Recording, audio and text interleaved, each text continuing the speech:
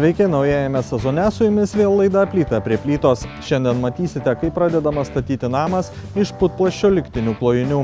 Sužinosite, kokias patikimas ir ilgamžės fasadų šiltinimo medžiagas siūlo kompanija Baumit. Dalingera pristatys universalų katilą namui šildyti, o architektas patars, kokių dokumentų reikia, norint pradėti projektuoti. Naujojoje rubrikoje apie interjerą kalbės dizaineris Saulius Remeika. Aplinkos rubrikoje gražiai žiedais mus džiugins žydinti pieva. Visa tai ir dar daugiau laidoje Plyta prie plytos. Laidos generalinis rėmėjas statybinių medžiagų prekybos centras Jupoja.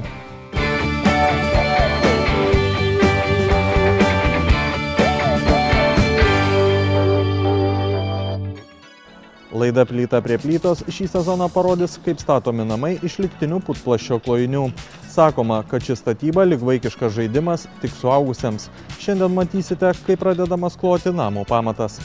Esame prie naujai statomo namo ir čia šiek tiek truputį papasakosiu. Dabar yra taip, sraigtiniai pamatai atlikti, kadangi atlikus grunto tyrimus buvo nustatyta, kad yra aukštas vandens lygis ir pasirinktas būtent toks pamatų tipas.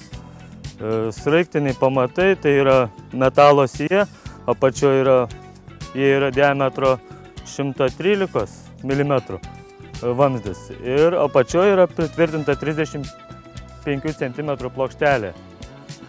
Visas šitas sijos yra sukimo būdu susuktas į gruntą. Taip sukant atsiranda po tą plokštelę atraminis padas, kur gauna kaip polius ir atramą ir nebeleidžia sėsti. 40 sraigtų buvo iš viso susukta. Rostvarkas bus, kaip ir visas sienas, su liktiniais polistirolo klojiniais BPICP. Kaip lego kaladėlės tiesiog susipjauna kampai ir dedasi, pradžiai formuojami kampai, įsitiesina, visas įsitampamas ašis, susistiguoja ir tada tiesiog renkasi. Kaip kaladėlės dėliojasi pirma eilė, viskas susiriša armatūrinių tinklus būtent su sraigtais ir tada vėl statosi antra kaladėlio eilė. Visas rostvarkas paskui užpildomas betonu, aišku, prieš tai įdėjus armatūrinį karkasą. Užstatymo plotas yra 130 kvadratinių metrų, pirmo aukšto būtent. Tai yra garažas šitoje vietoje, paskui gyvenamoji dalis visai yra, dar antras aukštas virš garažo, jau gyvenamosios zonos nėra, tik vieno aukšto garažo. Apie šio namo projektą ir kaip šis namas atrodys, kitą laidą mums papasakos architektas. Na, o mes į šią statybvietę grįšime dar ne kartą. Taip pat pamatysite, kokie dar pamatai gali būti formuojami iš šių liktinių klojinių.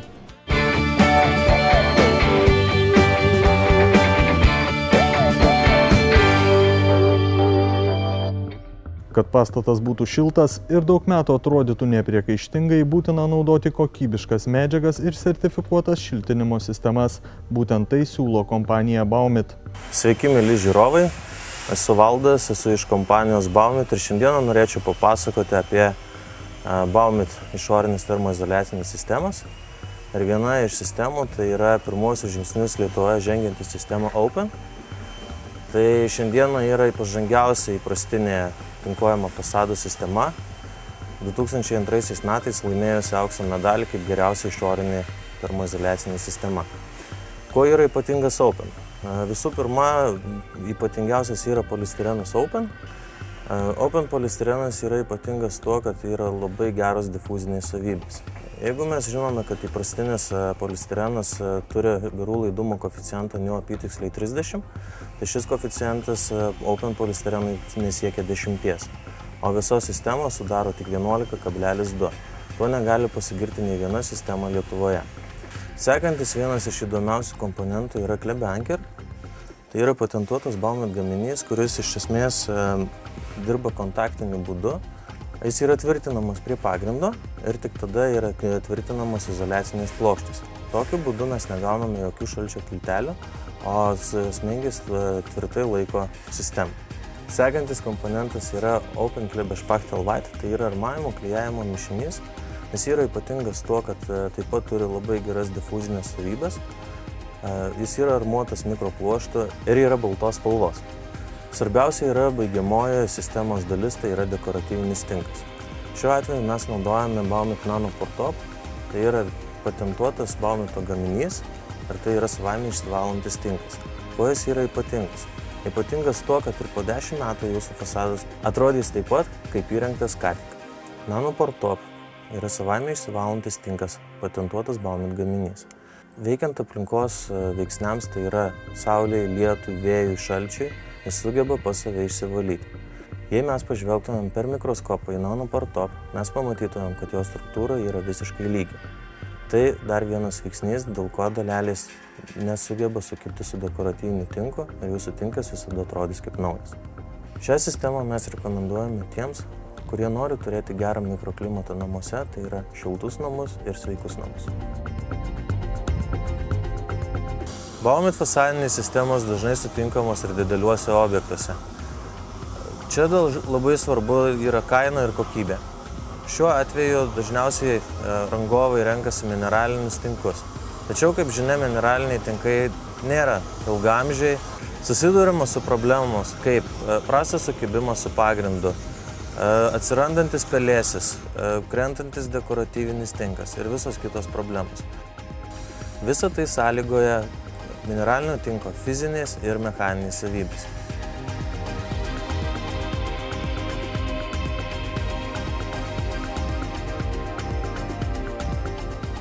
Polimeriniai tinkai pasižymė labai geromis fizinėmis ir cheminėmis savybėmis. KNT, puikus sukibimas, geras mechaninis atsparumas, elastingumas, atsparumas terminiams smūgiams.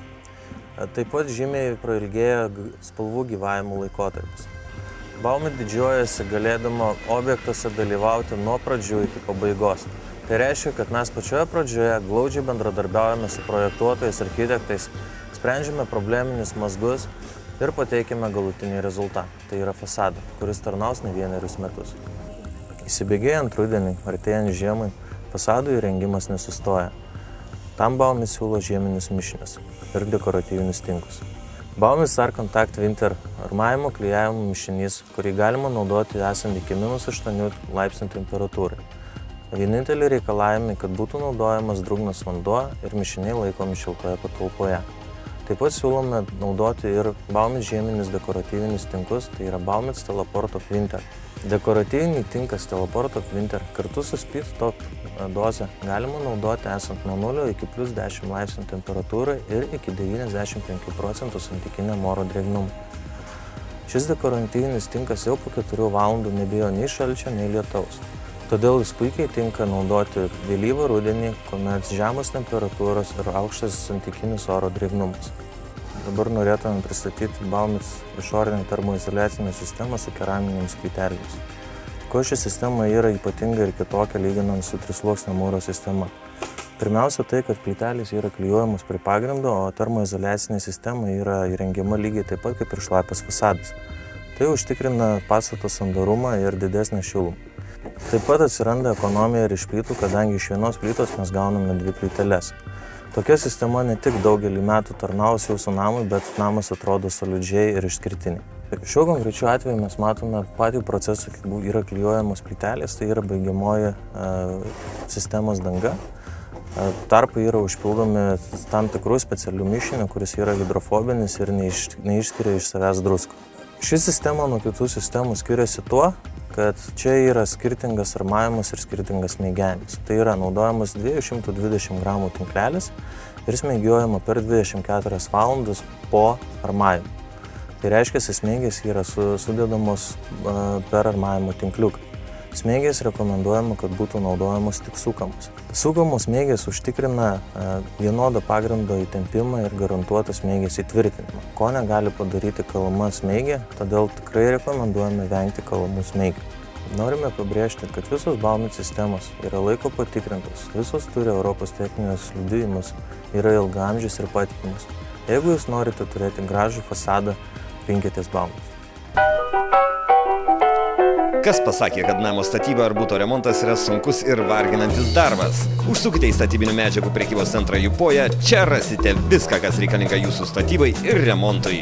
Palikite savo rūpesčius mums ir skirkite laiko savo. Dirbame jums.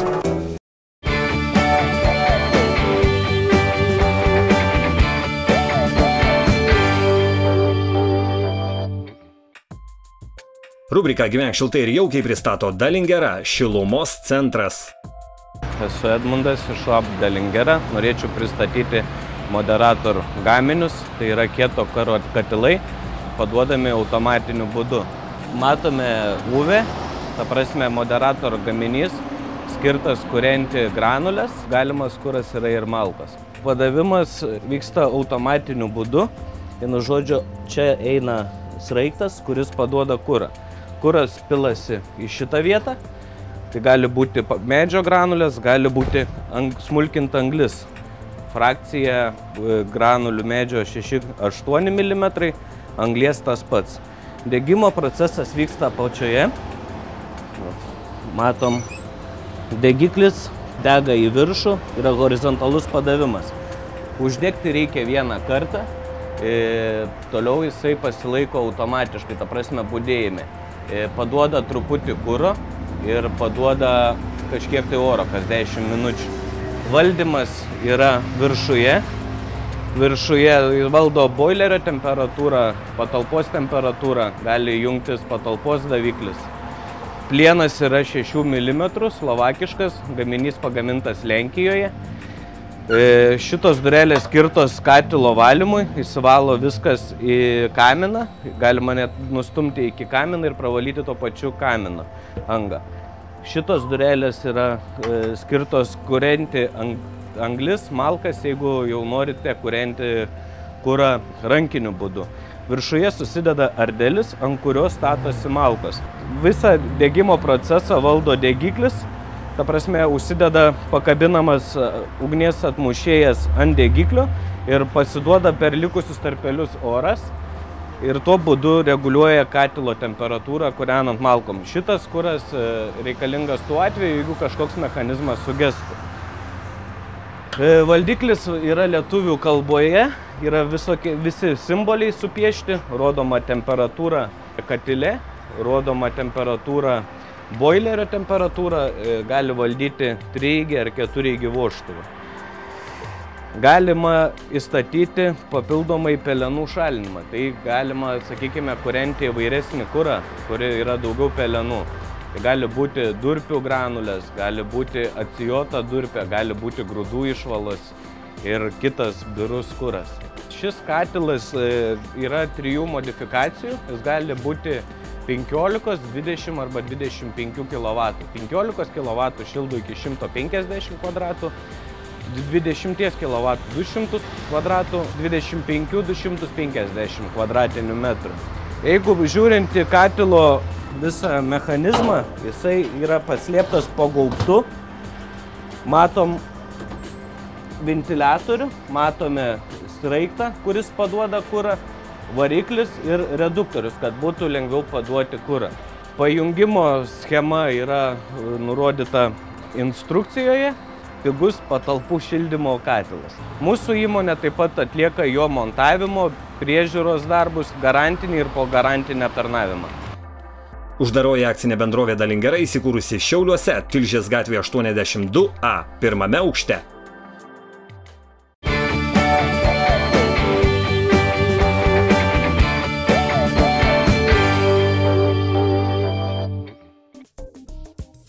Uždaroji akcinė bendrovė Gordijus siūlo daug įvairių varžtų, tvirtinimo detalių ir kitų metalo gaminių minimaliomis kainomis. Panevėžyje, Juliaus Janonio ir Paliūniškio gatvėse įsikūrusiose parduotuvėse jūs rasite įvairių varžtų, sraigtų, veržlių, poveržlių, srieginių strypų, medsraigčių, savisriegių, kniedžių, smeigių bei tvirtinimo elementų greitam montavimui. Čia taip pat rasite mūrvinių, inkarinių tvirtinimų, kaiščių, detalių, medinių konstrukcijų sujungimui ir vinių. Bendrovė prekiauja ir įvairiais įrankiais bei cheminėmis medžiagomis, palengvinančiomis ir užtikrinančiomis kokybišką darbą. Uždaroji akcinė bendrovė Gordijus verčiasi didmenine ir mažmenine prekyba, atsižvelgia į klientų poreikius. Gordijus tvirtinimo detalės ir įrankiai jums. Bendrovė Akvatechnika viena stipriausių, patikimiausių įmonių Lietuvoje prekiaujančių vandens filtrais, drėgmės rinktuvais, kiemo baldais, masažiniais, spa baseinais. Įmonės specialistai pasiūlys profesionalų šiuolaikišką vandens kokybės gerinimo sprendimą, o ilgametė patirtis padės pasiekti geriausią rezultatą. Akvatechnika prekiauja ir drėgmės rinktuvais, tai nepamainomi pagalbininkai kovojant su drėgme ir pelėsiu. Įmonėje galėsite išsirinkti įdomus venčios nepriekaištingos vokiškos kokybės kiemo baldus, išsiskiriančius savo unikalių dizainų ir funkcionalumu. Ieškantiems atgaivos kūnų ir sielai įmonė pasiūlys Amerikoje pagamintus Hot Spring ir Soft Tub spa masažinius baseinus, kurie pasižymė aukščiausią kokybę ir pažangiausiomis technologijomis. Mus rasite Vilniuje, Kaune, Klaipėdoje ir Šiauliuose. Patyrę meistrai kloja visų rūšių medinių grindų dangas, atlieka paruošiamuosius darbus ir galutinį dangų apdirbimą bei apdailą. Taip pat gali restauruoti senas grindis. Teirautis telefonais 86 87 95 142 arba 86 871 6432.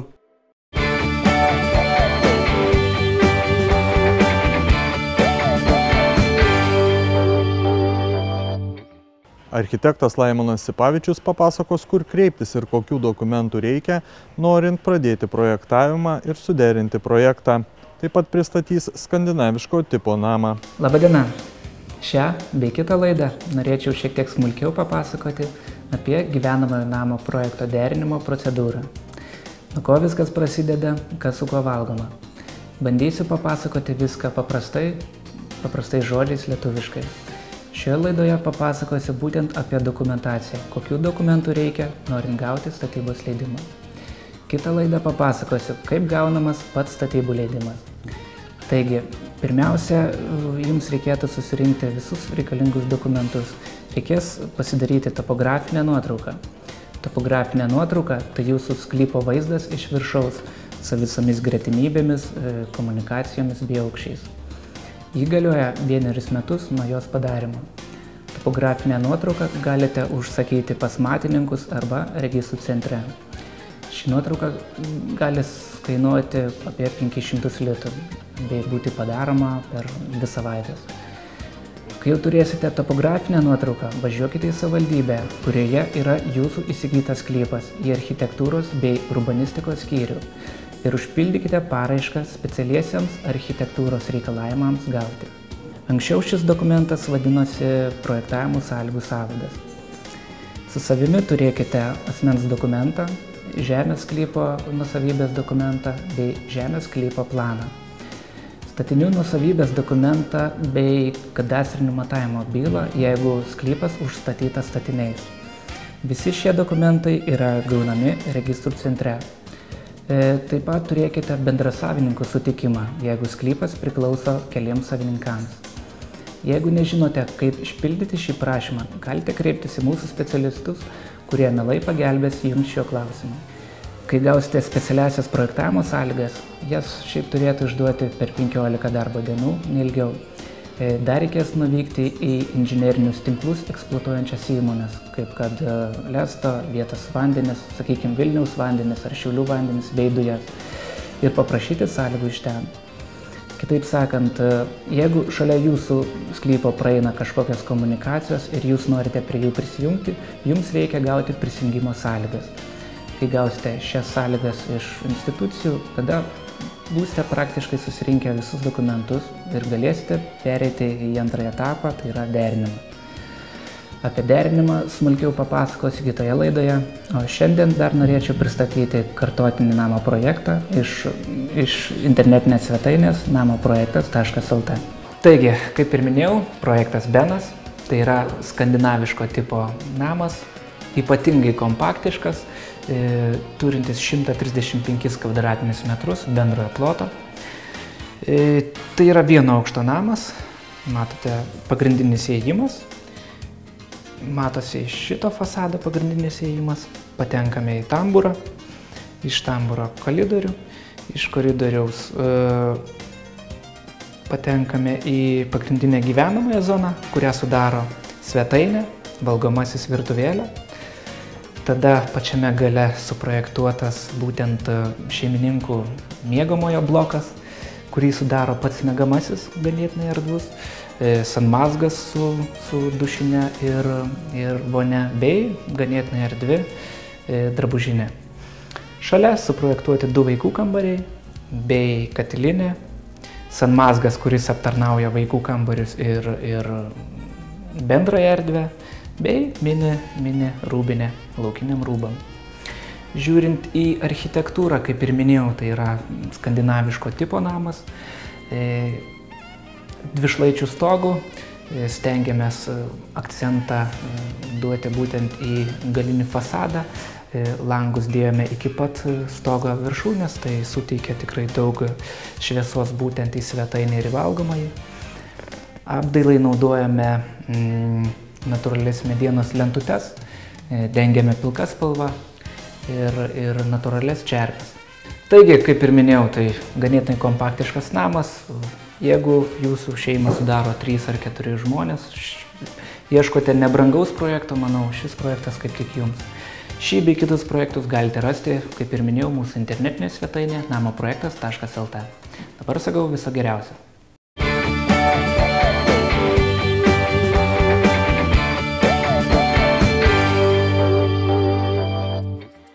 Rubrika remia Togus, įvairių stilių žaliuzės, langai ir vartai. Ši nauja rubrika supažindins jūs su interjero subtilybėmis. Į jūsų klausimus pasirengęs atsakyti didžiulę patirtį turintis Sauliaus Remeikos dizaino studijos savininkas. Sveiki gerbėmieji žiūrovai. Aš esu Saulius Remeika, Sauliaus Remeikos dizaino studijos savininkas. Turiu ilgametę patirtį dizaino srityje. Mes kartu su jumis pradėsime naują rubrikų ciklą, kurių metu aš pamėginsiu supažindinti jūs su tuo, kas yra interjero dizainas, kas yra estetika, atsakyti visus jūs dominančius klausimus.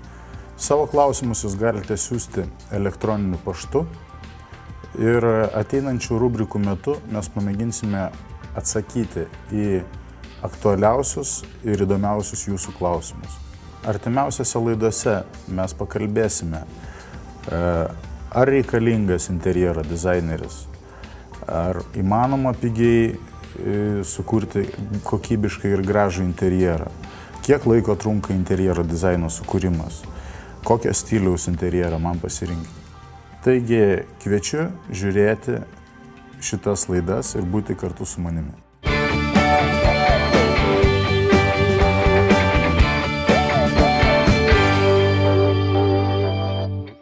Rubriką pristato uždaroji akcinė bendrovė August & Co. Reikia sprendimų nuotekom šalinti? Jums padės August & Co. VFL technologija. Įrenginiai atitinkantis lietuviškas kainas bei aukščiausius Europos reikalavimus. Neprilygstama kokybė, kurią įrodo turimi sertifikatai. Tiesiog surinkite www.august.lt ir patys įsitikinsite. August & Co. Sprendimai ne tik žmogui, bet ir gamtai. Apie naują madą, kuri dėl paprastumo prižiūrint ir gražaus estetinio vaizdo įgyja pagreitį Lietuvoje, papasakos kraštovaizdžio architektas Karolis. Tai man už nugaros žydinti pieva Šiaulių botanikos sode. Tai apie žydinčias pievas, galbūt iš kur jos atsirado, kas čia per mada nauja tokia.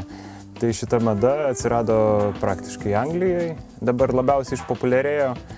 Tai iš Anglijos atėjo tas būtent atrado kraštovaizdžio architektai Anglijos, kad žydinčios pievos puikiai tinka prie modernios architektūros ir tai buvo dažnai iškylanti problema ir Anglijoje ir dabar Europoje vis populiarėja šitas dalykas žydinčios pievos prie modernios architektūros. Siekiant sušvelninti tos griežtas formas ir kad įgautų artimesnį santykį su žmogumi, tai būtent dažnai kraštovaizdžio architektai prie kažkokių tai paprastų, tiesių linijų, lengvų konstrukcijų, modernių pastatų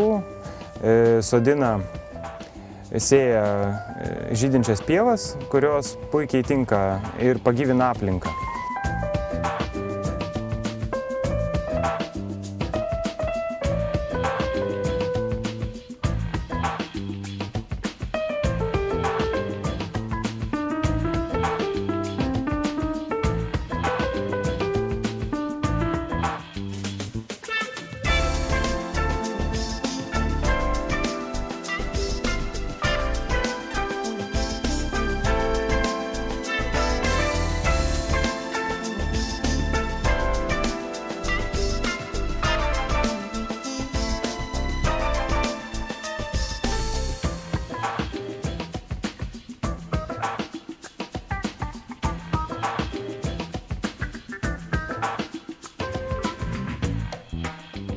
Tai šita mada atkeliavo dabar į Europą ir sparčiai plinta, tai atėjo ir į Lietuvą ir mes nusprendėm, kad pievų panaudojimas gali būti labai platus, ypač jų žydinčių pievų, nes dažnai žmonės, ypač mūsų kraštovaizdėje, kur sodybom būdingi gan dideli plotai sąlyginai ir žmonės dažnai visą plotą užsėja veja ir paskui jis reikalauja labai daug priežiūros, o būtent žydinti pievą, tai jinai pjaunama tik vieną kartą metuose, jinai, kaip matot, puikiai atrodo likusią metų dalį ir parinkus tam tikrus augalus, kurie žydi skirtingais metų laikais, galima nuolat turėti žydinčią pievą, kuri atrodys puikiai visus metus ir reikalaus nedaug priežiūros.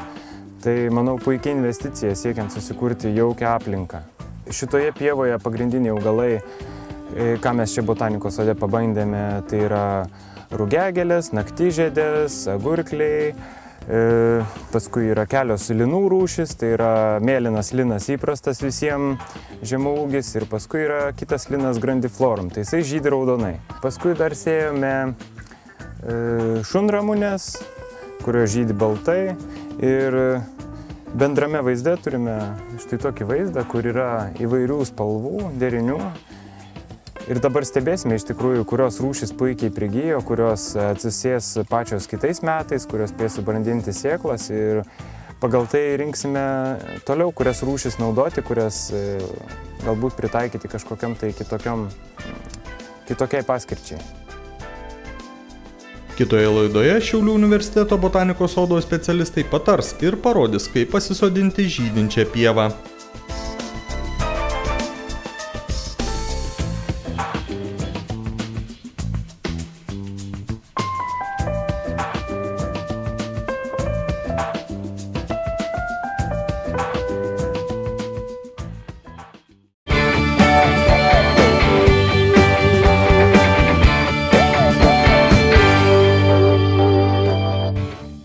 Šį sezoną laida Plyta prie plytos padedant specialistams pasirengusi atsakyti į jums rūpimus klausimus. Gal dvejojate dėl statybinių medžiagų, ar nežinote, kokių dokumentų reikia norint pradėti statyti, o gal turite savo idėją, tačiau nežinote, kaip ją įgyvendinti, kad sukurti savitą interjerą? Klauskite, klausimus galite rašyti elektroniniu paštu plytaprieplytos@gmail.com.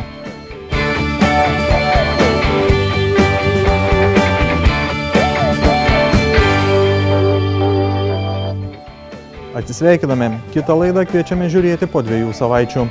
Laidos draugai Sauliaus Remeikos dizaino studija, bendrovė House Projects. Laidos generalinis rėmėjas statybinių medžiagų prekybos centras Jupoja.